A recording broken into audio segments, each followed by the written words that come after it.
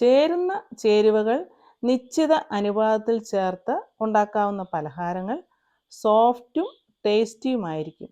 അങ്ങനെ കുക്കിംഗ് അടിപൊളിയാക്കാം, രസകരവും ആക്കാം. പലരുടെയും സംശയമാണ് ബേക്കിംഗ് പൗഡർ ഏത് റെസിപ്പിയിൽ ചേർക്കണം, അതുപോലെ ബേക്കിംഗ് സോഡയും.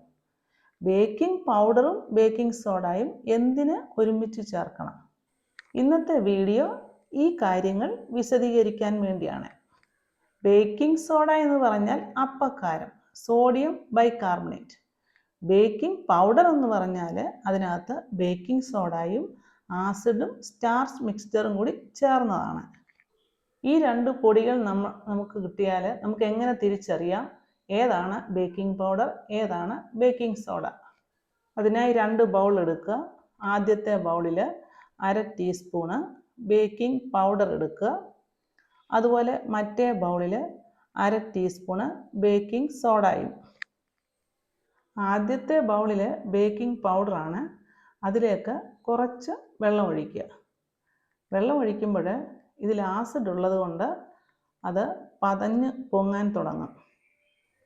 അടുത്ത ബൗളിൽ ബേക്കിംഗ് സോഡയാണ് ഉള്ളത്. അതിലേക്കും കുറച്ച് വെള്ളം ഒഴിക്കുക. എന്നാൽ അവിടെ ഒരു പ്രവർത്തനവും നടക്കുന്നില്ല.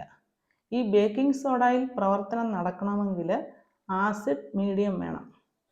ഇനി ഒരു ബൗളിലേക്ക് 1/2 ടീസ്പൂണ് ബേക്കിംഗ് സോഡ എടുക്കുക. ഇതിലേക്ക് കുറച്ച് വിനിഗർ ഒഴിക്കുക. ബേക്കിംഗ് സോഡ ഇതുമായിട്ട് പ്രവർത്തിച്ച് നന്നായിട്ട് പതഞ്ഞു പൊങ്ങുന്നു.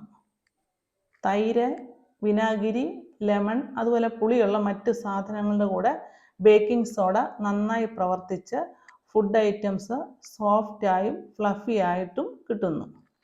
ഇൻസ്റ്റൻറ്റ് റവ ഇഡലി ഉണ്ടാക്കാനായിട്ട് റവയും തൈരും കൂടി മിക്സ് ചെയ്ത് അതിൽ ബേക്കിംഗ് സോഡ ഇട്ടിളക്കി സ്റ്റീം ചെയ്തെടുത്താൽ നല്ല സോഫ്റ്റ് ഇഡലി നമുക്ക് റെഡിയായിട്ട് കിട്ടും. കട്ടിയുള്ള ഇൻഗ്രീഡിയൻസിനെ സോഫ്റ്റ് ആക്കാൻ ബേക്കിംഗ് സോഡ ഉപയോഗിക്കുന്നു. എന്നാൽ ബേക്കിംഗ് സോഡ കൂടുതലായി ഉപയോഗിച്ചാൽ ഫുഡ് ഐറ്റംസിൻ്റെ കളറ് ചേഞ്ച് ചെയ്യാം, അതുപോലെ തന്നെ രുചിക്കും വ്യത്യാസം വരും. അതുകൊണ്ടാണ് മിക്ക റെസിപ്പിയിലും ബേക്കിംഗ് പൗഡറിൻ്റെ അളവ് കൂടുതലും ബേക്കിംഗ് സോഡയുടെ അളവ് കുറവായിട്ടും ഉപയോഗിക്കുന്നത്. രണ്ടും കൂടി ഒന്നിച്ചുപയോഗിച്ചാൽ ഫുഡ് ഐറ്റംസ് കൂടുതൽ സോഫ്റ്റായും ലൈറ്റായും ലഭിക്കും. ബേക്കിംഗ് പൗഡർ മൈൽഡാണ്, അതുപോലെ ഒരു സ്റ്റഡി റൈസ് തരും. ന്യൂട്രൽ ടേസ്റ്റുമാണ്. സാധാരണ കേക്ക്, ബിസ്ക്കറ്റ്, കുക്കീസൊക്കെ ഉണ്ടാക്കാൻ ബേക്കിംഗ് പൗഡർ മാത്രം ഉപയോഗിക്കുന്നു. എന്നാൽ ബനാന കേക്ക്, മാംഗോ കേക്കൊക്കെ ഉണ്ടാക്കാൻ ബേക്കിംഗ് പൗഡറും ബേക്കിംഗ് സോഡയും ഒന്നിച്ച് ഉപയോഗിക്കുന്നു. ചുരുക്കി പറഞ്ഞാൽ ബേക്കിംഗ് സോഡ പ്രവർത്തിക്കണമെങ്കിൽ ഒരു അസിഡിക് നേച്ചറുള്ള ഒരു ഇൻഗ്രീഡിയൻറ്റ് വേണം. എന്നാൽ ബേക്കിംഗ് പൗഡറിൻ്റെ കാര്യത്തിൽ ഇതിൻ്റെ ആവശ്യമില്ല. ഓൾറെഡി ബേക്കിംഗ് പൗഡറിൽ ഒരു ആസിഡ് നേച്ചറുള്ള ഇൻഗ്രീഡിയൻറ്റ് ഉണ്ട്. ബേക്കിംഗ് സോഡയുടെ പ്രവർത്തനം പെട്ടെന്ന് നടക്കുന്നതുകൊണ്ട് കുക്ക് ചെയ്യുന്നതിന് തൊട്ട് മുൻപായിട്ട് ഇതിട്ടിളക്കി ഉപയോഗിക്കുക. ഇൻസ്റ്റൻ്റ് ആയിട്ടുള്ള ഒരു പ്രവർത്തനത്തിന് വേണ്ടിയാണ് നമ്മൾ ബേക്കിംഗ് സോഡ ഉപയോഗിക്കുന്നത്. ഇനി നമ്മൾ ബേക്കിംഗ് പൗഡറിൻ്റെ പാക്കറ്റ് നോക്കുമ്പോൾ ഡബിൾ ആക്ടിംഗ് എന്ന് കാണാൻ കഴിയുന്നു. അതെന്താണ്? ഉദാഹരണമായി നമ്മൾ കേക്ക് ഉണ്ടാക്കുമ്പോൾ വെറ്റ് ഇൻഗ്രീഡിയൻ്റായ മുട്ടയും ഓയിലും എല്ലാം പതപ്പിച്ച് ഡ്രൈ ഇൻഗ്രീഡിയൻ്റായ മൈദയിലേക്ക് ഒഴിക്കുക, കൂടെ ബേക്കിംഗ് പൗഡറും. അപ്പോൾ ബേക്കിംഗ് പൗഡറിൽ ഓൾറെഡി ആസിഡ് ഉള്ളതുകൊണ്ട് അവിടെ ഒരു സ്ലോ റിയാക്ഷൻ നടക്കുന്നുണ്ട്.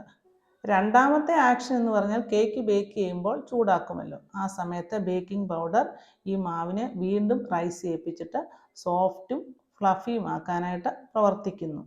ഇതിൻ്റെ ആക്ഷൻ സ്ലോ ആയിട്ടാണ് നടക്കുന്നത്. അതുകൊണ്ടാണ് normal cake, cup cake, biscuit, cookies ഇവയുടെ കൂടെ എല്ലാം ബേക്കിംഗ് പൗഡറാണ് ചേർക്കേണ്ടത്. ഇനി അടുത്തൊരു കാര്യം എന്ന് പറഞ്ഞാൽ ചില റെസിപ്പിയിൽ പറയും 1.5 ടീസ്പൂൺ ബേക്കിംഗ് പൗഡർ ചേർക്കാൻ. പക്ഷേ നമ്മുടെ കയ്യിൽ ബേക്കിംഗ് സോഡ ആയിരിക്കും ഉള്ളത്.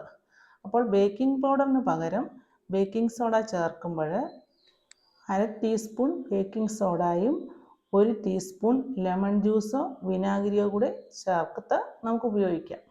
അതുപോലെ നമ്മുടെ കയ്യിൽ ബേക്കിംഗ് പൗഡറാണ് ഉള്ളതെങ്കിൽ ചില റെസിപ്പിയിൽ 1/2 ടീസ്പൂൺ ബേക്കിംഗ് സോഡ ചേർക്കാൻ പറയും. അപ്പോൾ അതിന് പകരമായിട്ട് 1.5 ടീസ്പൂൺ ബേക്കിംഗ് പൗഡർ ചേർക്കാം. അപ്പോൾ ഏകദേശം നമുക്ക് പലഹാരങ്ങൾ സോഫ്റ്റായിട്ട് കിട്ടും. നമ്മുടെ കയ്യിലുള്ള ബേക്കിംഗ് സോഡ ആക്ട് ചെയ്യുന്നതാണോ നല്ലതാണോ എന്ന് എങ്ങനെ മനസ്സിലാക്കാം? അതിനായി കുറച്ച് ബേക്കിംഗ് സോഡയിലേക്ക് കുറച്ച് വിനാഗിരി ഒഴിച്ച് നോക്കുക. നന്നായി പതഞ്ഞ് പൊങ്ങി വരികയാണെങ്കിൽ ബേക്കിംഗ് സോഡയ്ക്ക് കുഴപ്പമില്ല. എന്തായാലും ഇവയൊക്കെ മിതമായിട്ട് ഉപയോഗിക്കുക.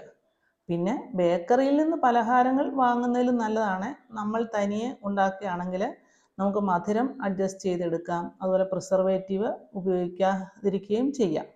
എന്തായാലും വ്യത്യസ്തത അറിഞ്ഞ് ഓരോ ഇൻഗ്രീഡിയൻസും ഓരോ സമയത്തും ഉപയോഗിക്കുക. ഈ വീഡിയോ നിങ്ങൾക്ക് ഉപകാരപ്രദമായെന്ന് വിശ്വസിക്കുന്നു. നിങ്ങൾക്കും അറിയാവുന്ന കാര്യങ്ങൾ കമൻറ്റ് ബോക്സിലൂടെ അറിയിക്കുമല്ലോ. ഇഷ്ടമായെങ്കിൽ ലൈക്ക് ചെയ്യുക, ഷെയർ ചെയ്യുക, കമൻറ്റ് ചെയ്യുക. അടുത്ത ഒരു വീഡിയോയുമായി കാണുന്നത് വരെ ഹാവ് എ നൈസ് ടൈം.